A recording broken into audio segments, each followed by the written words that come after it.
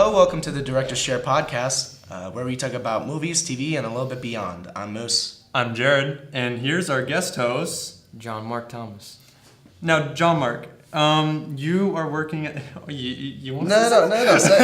Talk. Go ahead. You are working... You actually finished up a Longing Shell, and you're actually working on a feature film. You want to tell us a little bit about that? Yeah, the director of the film, L.J. Jones, he's been wanting to do a feature film for so long, and he's seen my work and came to me about possibly doing a feature film. And the story is pretty much a struggling actor in L.A. Trying to like make it big there, but also trying to support his wife and kids, and having those responsibilities.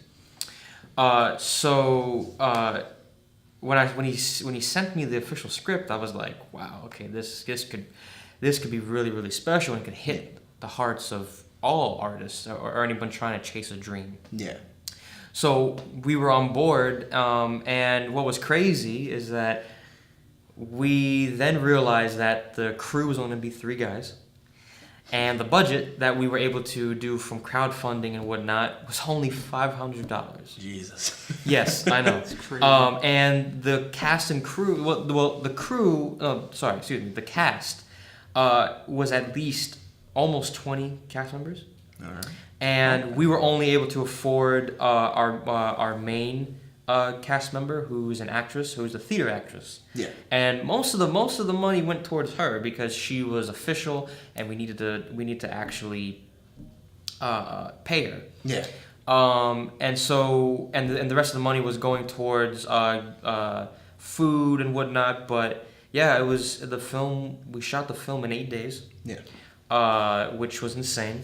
For a feature film, because usually it takes at least a couple months to shoot a film, a whole feature, but we did it in 8 days, 16 to 20 hour days. It was crazy. I was pretty much, we were all pretty much running on Red Bull and coffee. Wait, who isn't running on that? Well, yeah. I wake up every morning like I'm that. running on Red Bull and coffee right now. now. The thing is, I'm not a coffee guy, and so I drank some iced coffee for the first time during shooting, and I was like, this crap's actually good, and actually, it actually did hit me. I'm like, oh, okay, cool. It got me boosted. So I'm somewhat of a coffee drinker now, but Red Bull is what I like. But a dream made him realize that he loved iced coffee. Yes, that's what he learned from this. That's very similar to my experience with iced coffee. When I was editing What You Deserve, I was just like so tired. I'm just like I need to stay awake, so I bought myself an iced coffee and I started drinking, and I'm like, I love this. Yeah, you can't just rely on just determination. Yeah. Eventually that'll fade away. So you're like, okay, what do I need? A little shot of some coffee, and then that'll be okay. It's not a drug. That's how it feels like. I'm just gonna pop my little coffee syringe real quick. Okay, I'm good for the next 3 hours. It has the Starbucks logo on the side. But in all reality, though, the film is going well. We are in post production. We're editing it, and we're trying our best to get it done as efficiently as possible. But from what I've seen and from what I've edited, we've got something special. Yeah. That's what I'll say. I know that I've seen a lot of the footage that you've been showing to the class, and the trailer and the featurette, and I know that I'm very interested in it as a person who is not only into filmmaking but is also an actor, and I don't have a wife and kids, but I can kind of relate to the fact that you want to make the people that you care about proud doing what you want to do for a living, and that's something that I'm really excited about. I'm really excited to watch the film. How did you end up? I know how you got in contact with LJ, but how did you like get like the locations, all that sort of stuff like that when you were going into it? Kind of interested in that too. Yeah. Well, it's an interesting process. I mean, we were prepared, but at the same time, things can go wrong, and so. LJ is the director. He's also the writer, but he's also the producer who knows a lot of people with these types of locations. Like in the film, there's some of the film takes place in like a restaurant that the character Eddie which played by LJ, that is his job that he has to do. That's his 9 to 5 job. And that place, actually, he's friends with the owner. Yeah. So we were able to secure that that location. Now, granted, we were able to secure that, but it was only for 1 day. Yeah. So we pretty much shot like maybe 10 scenes all in 1 day, which it's a lot, especially when we shot all the daytime scenes, during the day. But then once it hit nighttime, we would shoot the nighttime stuff. But we're talking about ending production on of that day in the restaurant probably like at 4 in the morning, 5 in the morning, probably. Amazing. I love that. But that was our best day, actually. There's actually one scene that kind of shows Eddie's like him going kind of insane, and that's all done in one take. And how long is it? It's 2 minutes. It's a 2-minute long take of him trying to juggle. If you see in the featurette, he's on the phone with a customer. He has all of his other employees saying, "Hey, we need this, we need that," and you have so many customers saying, "Hey, where's our orders?" and that. So he's starting to freak out. Yeah. And that's a great scene, and that was our most ambitious scene, and I think we pulled it off. So I can't wait for you guys to see that. So Eddie just needed some coffee shop. That's what I'm getting from this. Oh yeah. Exactly. I know as a person who writes a lot. I mean, I've written a couple of different scripts for projects that are in the works, projects that are obviously being released soon, all that sort of jazz. But I know that when trying to write a downfall like that, it can definitely be a struggle, and I know that that's something that I know you guys probably did it really well. I haven't seen the film, obviously, but yeah, you will. Yeah, I'm really excited to see that kind of unfold. Were we invited to the premiere? Yeah.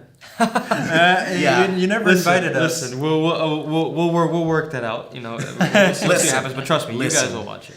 Listen, we'll promote you. Listen here. No. The best I can do is 5,000. Hey, that'll work. That'll work. What's the word?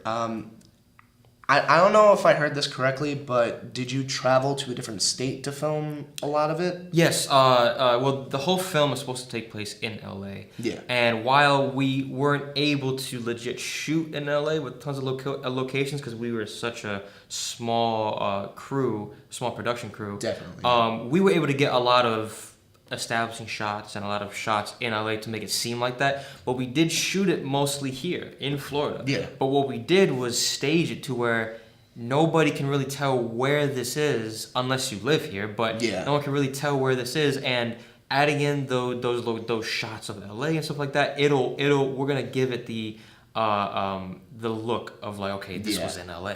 You mean the cookie cutter houses? Like every other house looks exactly the same as each other? I mean, I know that something that was definite for me was when I was filming What You Deserve, it was a little bit hard for me because I didn't want it to seem like it was like strictly in Florida, and I didn't want it to seem that way. And I know that that's very hard to avoid, especially when sometimes you're filming outside. You can't really avoid the architecture of Florida, which is just a palm tree over here and sand over there. Yeah, there's nothing really glorious about it at all. I mean Orlando and Clearwater, if you have the budget to shoot in the cities of Clearwater and Orlando, but that's dreams. Yeah. So, well, I mean, it is called a dream. So. Yeah. Hey, listen, I mean, never say never. Hopefully, other films we're probably able to shoot in bigger locations. But, I mean, my project, like for Hiding in the Light, like that took 5 days, and I was only able to like scavenge 10 minutes. You did this in 8 days, and it's like an hour and a half. Yeah, we're aiming for the runtime of 90 minutes. To me the correlation's a little off. I'm like, wait, whoa, 5 days. How much footage did you film on the first day? And then an hour and a half. Whoa, there's a middle there. Where's the middle? So something that I know a lot of filmmakers have to do just because of when certain locations are available. How in sequence did you record the film? Did you record like the first scene first, or did you record like the ending first? Because I know that what's the word? I filmed the ending on the second day for my film, and then I did the flashback stuff and all that sort of stuff on the last day.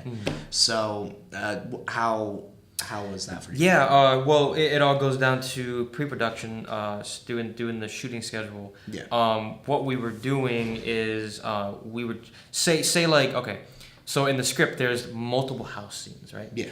Our first day of production was to shoot all of those house scenes. Yeah. And some of the house scenes were scattered everywhere throughout the Yeah. film. Like some of them would take place in Act 1, 2, and 3. Yeah. So we decided to shoot all of those scenes in one day, which was at probably 15 to 20 scenes, which are around there. I mean, I may be exaggerating, I don't know, but it's a lot. Yeah. So we did that. Then the next day was all the restaurant scenes, which take a good amount of the film takes place in the restaurant and the Yeah. house. So we shot all the restaurant scenes in one day. Keep in mind, like I said, about 8 days. So Yeah. one whole day was for the house, one whole day was for the restaurant. Next was the studio shooting with Eddie's friend in the film. He's a rapper and he wants to get big as a rapper. So they actually go into a studio and he records professionally. That was an actual professional studio that we had to rent and shoot at. How much did that cost? It cost. Let me tell you, the entire budget was used. I'll say that, which was $500. So if we think about it, yeah. So we shot all the studio stuff, and then so on and so forth. So pretty much, I would say that we shot a lot of it in sequence, but at the same time we didn't. Yeah. But it was mainly trying to say, okay, let's shoot all the big stuff first, and then let's move on to the miscellaneous stuff until the last day of shooting, which was just a couple of scenes. Yeah. That was definitely the last day that was like, oh, we're done. Don't even start on pickups. We just wrapped pickups a couple of weeks ago, which that was great, but it was like, dang, we still had to shoot some more stuff. But it was a learning process. So we came into the pickups like, okay, we got this, let's go. We need to get what we need, and then we're done. Yeah. So it's definitely, filmmaking is a learning process. So. Yeah. I know that I mean, you just have to work with what you have in a certain particular day, and whatever's available to you at that particular day. If you're able to get a segment of the film that's like an hour into it during a scene where you're just trying to record like the first 5 minutes of the film, then do it. Like it doesn't make any sense not to. So I mean, for me, I lived at my set, so it was a little bit different.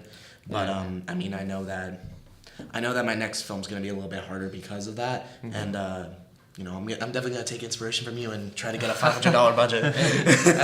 How did equipment work? Like, did you already pre-own the equipment, or did you have to rent? Well, that was funny. The cameras that we had, they range from a T3i, T5, and then we had a Sony A7S as well. Not the C100? Not the C100, no. You never used the C100 Never. once? Well, we actually were able to. We used the C100 for the pickups, which was during the production of A Dream, I didn't have my own C100 camera. So this is before you bought it? This is before I bought it. Okay, exactly. This has been a while then. Exactly, yeah. I mean, the anniversary was about almost 2 years, to be honest. Damn. Almost, but 2 years. It's insane. Well, that's including pre-production, just starting everything and then shooting and whatnot. But when did you start shooting, if you mind me asking? we started shooting. We started shooting in the beginning of, I believe it was February of 2017. Damn, that's a while February ago. 2017. I didn't even think I was going to be in this field in February 2017. I remember in February 2017, I was acting as Giles Corey in The Crucible, so I never thought that I'd be in this class. Nice. So he's already out there making feature film. You're in the same class as us, of course, but like, you were making feature films when I was in high school being a loser. I still am a loser, but hey, we are. And I'm not going to deny that. So I already said it's on recording. But most of the equipment, it was ours. Thankfully, we were able to use the lighting and audio equipment from the college class.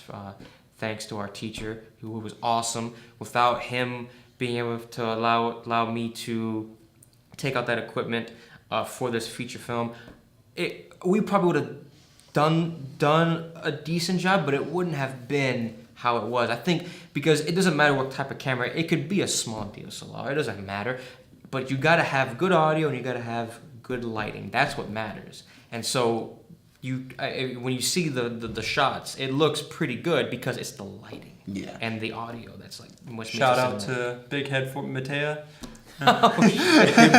Big forehead Mateo, love it. Damn. I mean, I know Don't that. quote me on that one. Yeah. No, I say that to him all the time. I'm quoting JohnMark right now. Damn. Damn. 2019. Nice. I mean, I know that, when I originally was thinking about like, oh yeah, I want to get into filmmaking, stuff like that, I was thinking to myself, I know that I need to have like really high-end equipment and all that sort of stuff like that, but then I thought to myself, just take a step back, think about what you actually need. And I realized if you have a camera that at least shoots like full HD, you should be fine. Like you don't need all the bells and whistles on the camera. It's nice. Yeah, it's nice to have if it. you do, but It makes your job a little bit easier when you're shooting if you're not in the necessarily best conditions. Like, for example, if you're shooting a Game of Thrones-esque show. I could do that in my T3i. Oh yeah. Yeah, definitely. With no lighting whatsoever, doing it in like a completely dark hallway. Oh yeah. Have to bump that ISO up tremendously. Oh, Like, even then, like if you're shooting on a T3i, like what really matters is lighting and audio. Yeah. If you can get crystal clear audio and make the visuals really nice with lighting, it doesn't really matter about anything else. I mean, I think something that you're gonna have to accept once you start getting into the field, you're gonna have to spend a little bit of money on equipment. Right. Whether it's $100 on a little bit of a cheap light, or way more than that for a really expensive light. Like an ARRI light. Yeah, like an ARRI light. It just depends on what your situation is in terms of money. You can shoot it with all natural lighting if you want. You just need to make it work. Yeah. So yeah, I mean, I know that for certain scenes that I'm planning out for the film that I'm doing next year, I mean, I'm thinking about like, I think we should start shooting at this time so we can get this amount of lighting in and all that sort of junk like that. Thinking about golden hour, all that junk, just making sure that everything is being shot the way that it should be. Yeah, It's true. And one question I want to ask you is, what inspired you to come to this class to like pursue filmmaking? Because you're working on a feature film. He's also worked on music videos. He's got his own short films. He's done a lot, and he's very persistent. I will say you're very persistent, but It's a curse. it is a curse. But what made you start? What made you pick up the camera? That's a deep question. It all comes down to when I was younger, and still to this day, I love watching like the behind the scenes of films. One of the things that I love is when I'm looking on the back of a Blu-ray, and if it and of like a film like Jurassic Park or or Terminator, Transformers, whatever, and it has like bonus features, I get so excited. So I would pop in the special features, and I would watch how they made certain scenes and whatnot. Yeah. And from a very young age, I'm like, wow, that is awesome to make these movies with the cameras and actors and everything. Like, that sounds awesome and looks awesome. Yeah. So, as years gone on, I've just been watching all these special features, all these movies, and I love movies. And yeah, it just became a thing of like, wow, I kind of want to do this.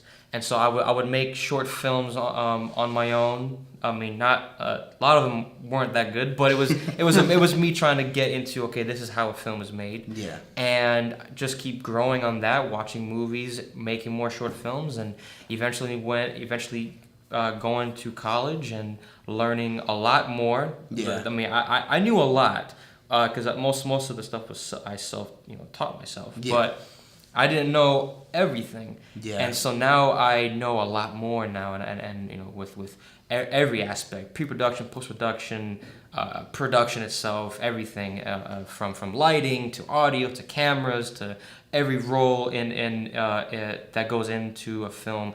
I know now, and it's like, and it still makes me want to pursue filmmaking now, and I love it. So. Something that I know about filmmaking, and this is just from my experience of being on different sets, I've noticed that as much as somebody tries to teach you a certain way to do like sets and stuff like that, there's no one right way to make a film. And that's something that I learned very quickly. I mean, my workflow for the production aspect of it was completely different from, let's say, Jared's. And then I know that it was definitely different from yours, because it was like you do like feature films, and you're doing a feature film. And yeah, I mean, I know that when people think about like, oh yeah, it's pretty much the same stuff, you grab a camera, you start shooting and all sorts of stuff like that. It's not that simple. It changes from person to person. It changes from job to job. And it could just be two guys, one with the camera and microphone, and one in front of the camera, and then and then there can just be where there's like 5 or 6 guys behind the camera, and there's like 3 or 4 people in front of the camera. It just depends on the situation that you're in. So I know that that's definitely something that you need to learn from, in terms of like, everybody needs to learn from, not you. Right. No, I get what you're saying. Yeah, no, exactly. Yeah. It's a learning process. Yeah. Going back to like what you're talking about, like behind the scenes stuff, like Blu-ray type deal. Like once, I never really noticed it before, but like watching films now, it's kind of impossible for me to watch film now. I don't know about you guys. Oh, it's, I'm just thinking about the technical stuff. I don't even care about the story anymore. I'm just like, how did they get that shot? That's so weird. No, yeah, for sure. I'm the same way. I mean, I can still enjoy the film, films and whatnot, but I do look at the technical aspects from audio, lighting to acting, to camera work, everything like that. Now it's like, it is a curse that we have now. It's like, okay, now you're gonna be looking at everything, and what was the director's choice on this? What was the DP's choice on this lighting? Like what was the acting choice of this? So on and so forth. So no. I know that my dad hates watching movies with me now, because I'm just like, hey, do you want to know how they did that? And then he goes, no, because I keep on breaking the illusion for everybody. So in Bohemian Rhapsody, they didn't actually get like a 70,000 plus people stadium to play the Live Aid concert. It was just a giant green screen. It was just a giant green screen done very poorly. Right. Yeah, I mean, for me, watching a movie, I get transported into that world. Yeah. And that's one of the reasons why I love film and filmmaking so much. And even though I can critique a film or the technical aspects and everything, if the film is good and and it gets me engaged, sometimes I won't even think about that. I'll just go I would be transported into this world, and I would just enjoy it and have a great time. My favorite film of all time, Jurassic Park. I mean, I study that film. I study Spielberg's camera work, Dean Cundey's cinematography, even the acting, everything. But at the same time, I can just be transported into that and just turn my technical brain off and just watch it and enjoy it. Yeah. So, I think the composing too, like the music by John Williams, that really helped. I mean, I'm sort of the same way, but it only lasts with one viewing of a certain movie. Like, I can watch a movie one time, and it's pretty much the first time now where I watch the movie and I'm like, I really enjoy this movie. I'm not thinking about the technical aspects. I'm just like, I'm just here to have a good time. If I watch the movie again, that's when I start thinking about it. Like, I'm not gonna spoil the movie for anybody in this podcast, but I saw Endgame, and then I watched it the first time. I'm like, this is such a good movie. I love it. It's 3 hours long. And, I love long content. So when I watched it the second time, I was like, okay, cool. I'm starting to see like how they might have done certain things, how they could have handled certain things. Because I mean, I remember seeing like shots of like certain CGI characters that shadows weren't really being casted in certain scenes, where it definitely feels like it should have had a shadow or something like that. But I know that could have been like, it's a 1 second clip, and they're not really thinking about it. But it's just just thinking about movies that way, it just kind of it makes me sad now, because I can't enjoy a movie a second time around. Right. No, I got you. For everyone's different.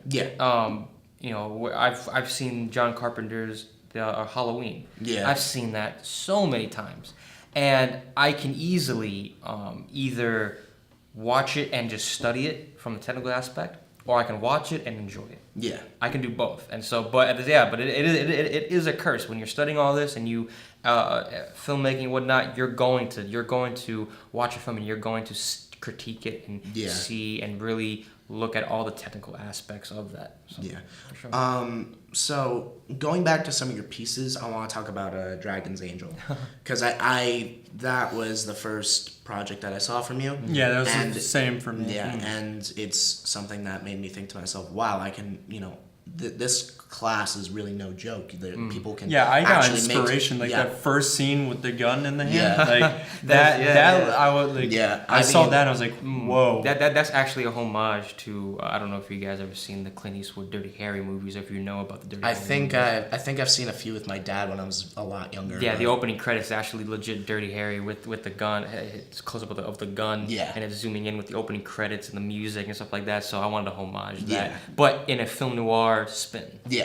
So I know that the production for Dragon's Angel didn't really go the way that you fully expected. I know that from what I've heard from Matea, you had to cut down severely on the script because of certain things that happened. Yeah. I mean, long story short, I wanted a female protagonist. I think that would have really spiced up the film, especially with the male protagonist. But I had so many actresses on board that last minute turned me down, so I had to rework the entire script and try to make it somewhat of a coherent story. Now that the main goal or the main thing of drive of the male protagonist is no longer there, so I'm like, okay, what do I do now? Yeah. So I had to cut a lot of stuff and rework it, but I think overall, I think I did a good job. Yeah. Everyone, while it would have been nice to have the female protagonist, at the same time, people still really enjoyed what I did. But no, that script went through so many drafts and reshoots like crazy. Yeah. But I think I did a good I job. know that I definitely watched that film and I was like, it definitely makes me want to do a noir, mainly just because I hate color temperatures. But Oh, I got you. That's kind of what he did with his flashback scenes. Yeah, Have you noticed? if you watch the normal versions of those flashback scenes, they're so orange. They're I mean, they look like he's in the some Matrix of pretty even much. some of the actual footage that's used in the present day sequences, you can watch the non-color graded version, and it's literally like I look like Donald Trump. It's so orange. Nice. Yeah, Jeez. but I know that I definitely have been thinking about like a noir that I've definitely wanted to do ever since I saw Dragon's Angel. Okay. It's obviously not like it's a little bit similar, but not like it's like taking like story beats. Right. I mean, it's called the Rose Killer. And Nice. it's Oh, like you brought that. yeah. You brought that Love script that. up to me. Yeah, I brought it up to him, and it's basically like following like a. I'm not gonna give away the entire idea because if I do end up making it, I'm not gonna spoil it. But it's basically like it's following like a private detective trying to track down like a serial killer, and they leave a rose on the chest, and I think that's like, while it is stereotypical, I do like that kind of like. Right. The Love rose that- was love gonna that actually be the Yeah. only thing in color. Yeah, the rose is the only thing in Love color. that imagery, nice. It kind of gives it like a Sin City-esque vibe with like Yeah. only that's the color. But that I definitely did like your Dragon's Angel project. Thank you. I appreciate it. It gave me inspiration. Like I remember seeing it at the beginning of the year, and I was like, "Holy crap! This is the stuff that comes out of this class. I'm gonna be making like the Nice. next Transformers in a year." I mean, hey. what we're trying to say is that you inspire us, John. Oh, Mark. hey, I appreciate it. Yeah, It's an honor to have you on here. Yeah. Oh, thank you. Honestly, it is an honor Oh, because I know that I've definitely wanted to work with you on a project, and Yeah, I would love to. I do have some ideas that I want to talk to you about a little bit later.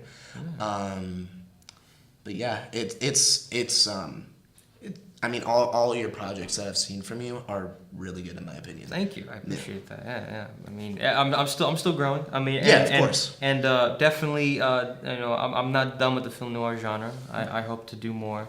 To do more. One in my head that I always love to do is do a film noir, but also give it a 70s vibe to it. Ooh. I would love to kind of with some interesting reds, blues, purple colors, like really, but still have that noir sense to it. So yeah, I have kind of have it be like almost like a neo noir. So it's using color instead of black and white. Exactly. Yeah. I've done the black and white. I can still do black and white, but it's like, okay, I kind of want to. Yeah. I'm always trying to challenge myself. I don't want to stick to just one genre, a horror or gangster or film noir or action adventure. I want to do it all. Romance, everything. I want to do it all. So challenge. I want to see you do a comedy. I want to see that. Well, that's funny. It's funny you said that.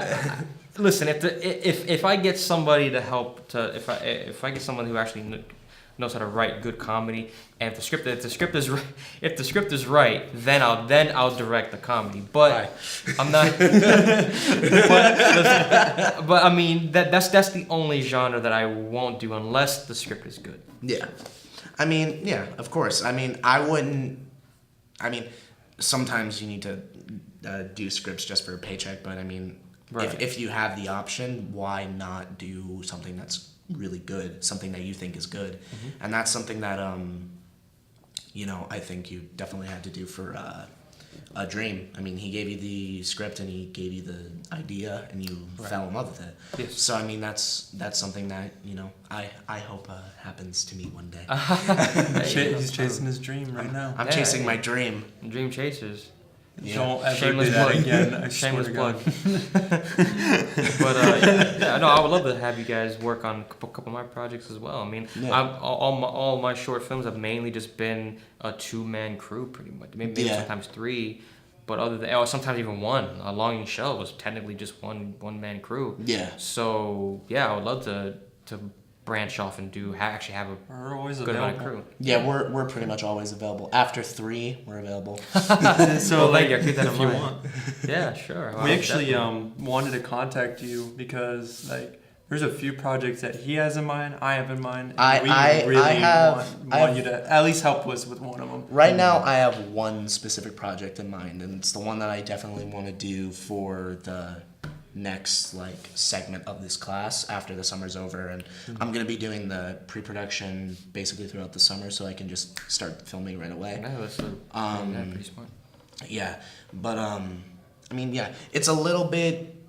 It's a lot. It's not a little bit. It's a lot darker than what you deserve. How can you get a lot darker than what you deserve? Everything's so dark in here. No, hey. You just see my film portfolio. It's like, why is everything so dark from you? No, hey. I want you to feel sad, depressed. No, we all have a dark side. So. I mean, I know that one of the scripts that I'm working on, the opening shot is literally a dead body. Nice. Best way to open up a film. Best way to open up a film. The thing you changed on accident. Yeah. It was supposed to be his phone in his hand, but it turned Okay, out to be I'm gonna. So I was writing the script, and for some reason, Jared. I think it was Jared said something, and then I started writing something as he was saying it, and I got so frustrated with him. I think I accidentally wrote this word. So the sentence was originally supposed to be, he pulls out his phone and calls his ex-wife. For some reason I wrote, he pulls out his cock and calls his ex-wife. That's totally different. Yeah, I know. Wow. In my mind, I'm just thinking, God, Jared is such a fucking cock. I don't know why I was thinking gosh. That's the greatest thing ever. Holy crap. Could you imagine the actors getting the script? They're like, okay, whoa, I wasn't ready for that. I was reading the script back to myself, and I'm like, wait a second, what did I write? Well, no, and if the actors say, is this a rewrite? Is this wrong? Like, no. This is actually. This is intentional. This is intentional. Oh, okay, cool. I didn't. The actor starts unzipping his nudity pants. Was not part of the script. Thank God all my actor friends are over 18. Yeah, there you go. Anyways, what was I thinking?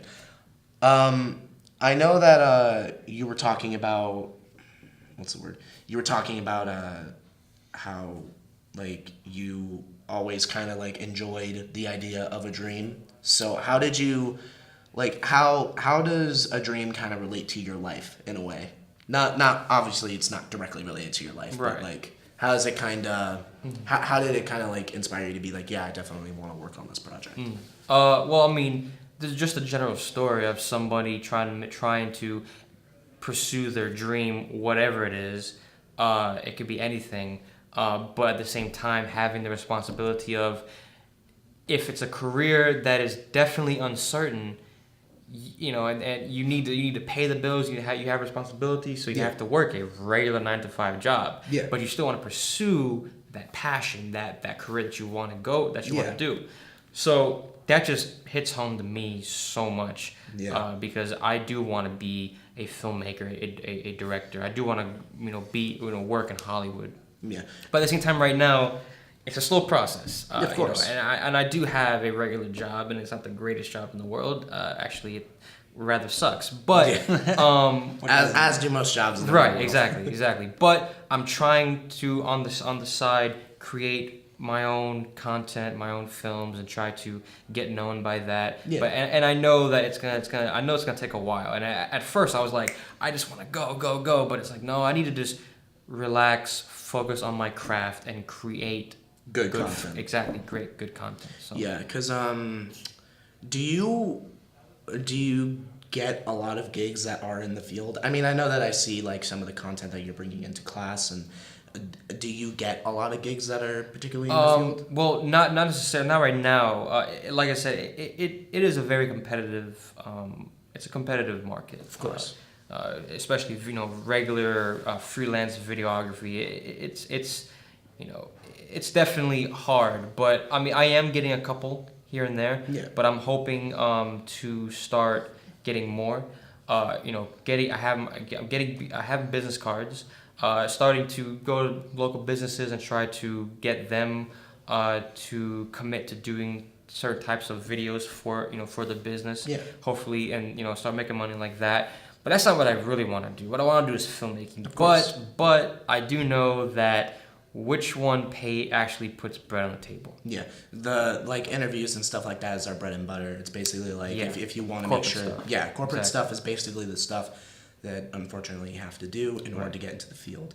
Right. Going back to what you said, that this market is very competitive, something that I want to advise to anybody who's watching this and wants to be in the film industry, don't make competition for yourself. If you have a chance to be working with people a lot and not really like become enemies with people, don't do it, because it's just going to make the job harder for yourself. Because if those people want to be in the same industry that you want to be in, it's going to make your life a lot harder when you're going to have more competition. Like, I mean, if they're in the same area as you, they could be submitting into film festivals that you're trying to get into. It's something that I think about a lot. I try to make sure that I'm friends with everybody in the class to make sure that I'm not competing with them, and I'm helping them instead. So I can get that on my show reel as well. You know how the podcast, it was like episode, shout out to Home Love again, because remember the episode 4 or 5 or so of the podcast with that Stein guy, the guy that is competing against Brad. Yeah. He said that working with others helps yourself. Yeah.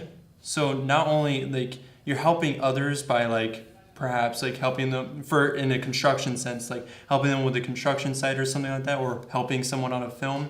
Not only are you helping them, but you're helping yourself, because one, you're expanding your brand between a completely separate brand and like production studio. So they'll be like, oh, this guy does good work too because he worked with my favorite production studio. Yeah.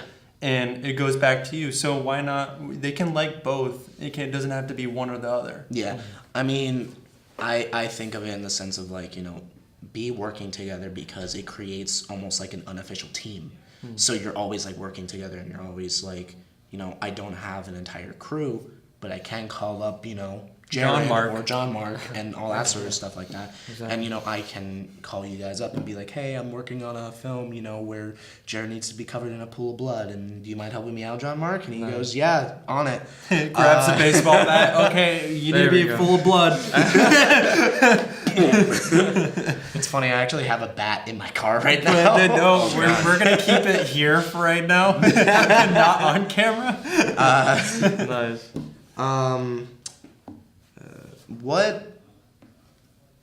What's up? No, What's up? do you have any questions for JohnMark? Honestly, like, all I have to say is you do great work, man. Oh, like, thank I really think that you have an act for it. Oh. And if I could Thank get you, you to help, like, in the future with like a future project, because you're very creative, I can tell. Like, if I can get you to help with the future project, like, that'd be awesome. Yeah, I know that, well, for me at least, I know that I definitely want to contact you. And, you know, if by some chance, you know, we go separate ways and, you know, I somehow make some sort of, you know, big time movie, I would love to call you up and be like, hey, do you want to work on this with me? And then I'd hope that, you know, if you ended up in that position, which honestly you'll most likely be in that position before I ever could be, I'd hope that you do the same for me. But Shout out to Moose in the future. Nice. when JohnMark's getting his Oscar for cinematography, I hope he just comes back to I this like, moment. I want to thank Moose and Jared for That podcast yeah, that for we that did like 10 years podcast ago. that- Oh god. that promoted a dream. It's why I'm having this Oscar. No, Oh god. Hey. So, a man can dream, you know. No, hey. Yeah, hey. But so we want to end the podcast with you. Like, we want to give you a chance to like promote. Yeah, your, just promote yourself. So Instagram, Facebook. Yeah. You can find all my short films and my work on YouTube, JT Films. You can also follow me on Instagram, John Thomas 97. I have production stills from all my work, and yeah, I mean, just look out for more content. yeah, and then do you have a specific like time frame set in mind for when you think a dream might be done? Our target date is July. July. At July, we are because Sundance, the deadline for Sundance is in July. So Yeah. we're working really hard. We have less than 2 months. Yeah. So July is our target date. All right. And how much more work do you have left on the film? A lot, but It never ends. It's a lot. I mean, we're gonna be pulling all nighters pretty soon here. But Yeah. we're trying.